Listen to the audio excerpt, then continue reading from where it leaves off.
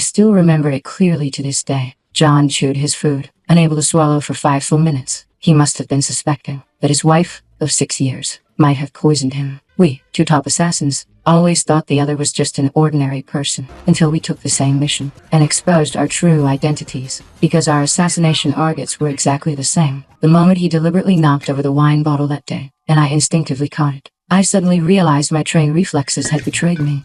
In the shock of our exposed identities, we both rushed toward the cleaning supplies, but in different directions. By the time he retrieved his gun and returned, I was already speeding away in the car. He took a shortcut and lunged to intercept me, accidentally pulling the trigger. The gun went off. The bullet shattered the driver's side window. I lost my temper and shouted, "How dare you shoot me?" He rushed out of the alley to explain. I slammed on the gas and charged at him. He got hit by the car and crashed into a roadside vehicle, then leapt up, kicked through the rear window, rolled into the passenger compartment. I suddenly jumped out of the moving car to escape.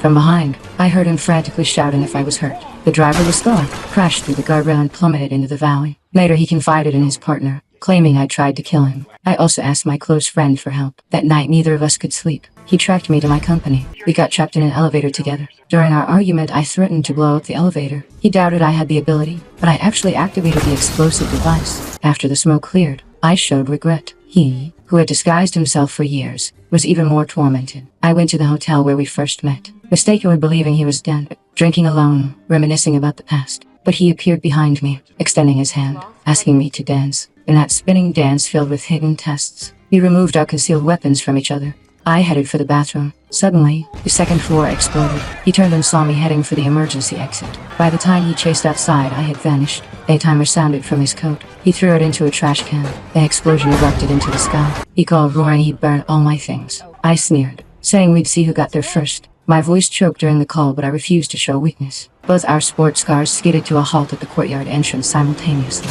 After his car was hit, I rushed back to the room first. The final battle was imminent. We charged into separate rooms. John opened the hidden weapons compartment to get his gun.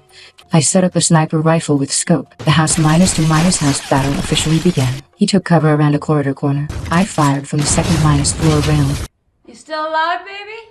He returned fire, then reloaded his magazine. I blasted through a wall with a shotgun. He rolled to a vent, unable to confront me directly under fire suppression. His pistol ran out of ammo. Suddenly threw a kitchen knife that embedded in the oven beside me. Your aim's as bad as your cooking, sweetheart. Enraged, I sprayed gunfire across the kitchen area. He had already opened the gas valve before me. The explosion blast knocked me back. He rushed out and pinned me against the wall. We engaged in hand minus to minus hand combat. I grabbed our wedding photo frame and smashed it. Our gun barrels finally pointed at each other, but neither pulled the trigger.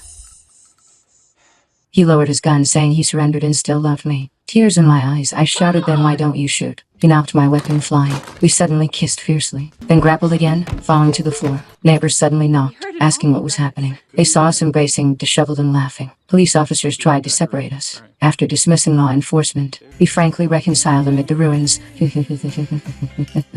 Because we failed to eliminate the target within 48 hours, violating the organization's ironclad rules. The elimination order took effect immediately. Elite assassins from both groups were already closing in on the mansion.